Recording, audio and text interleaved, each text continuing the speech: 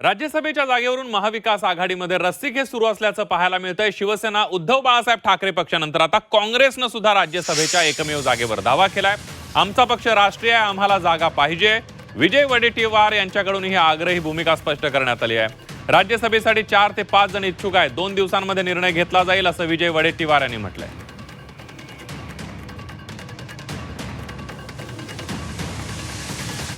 आता कुठलाही निर्णय झालेला नाही। इच्छुक खूप असतात। इच्छुक म्हणजे काय, उमेदवार नाही। इच्छुकांना उमेदवार कसं म्हणता येईल? प्रत्येकाला वाटतं की आपण त्या ठिकाणी गेलं पाहिजेत किंवा ते आम्हाला जागा मिळाली पाहिजे। पण 3 पक्षाचे नेते जोपर्यंत ठरवत नाही आणि त्याला हायकमांडची हिरवी झेंडी मिळत नाही तोपर्यंत ते अंतिम नाही, ही चर्चा आहे।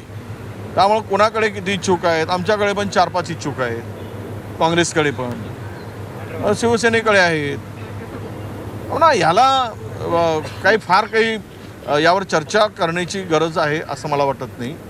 पण नक्की निर्णय 1-2 दिवसामध्ये होईल। मला वाटतं की आमचा पक्ष राष्ट्रीय पक्ष असल्यामुळे राज्यसभेची जागाही आमच्या वाट्याला मिळाली पाहिजेत।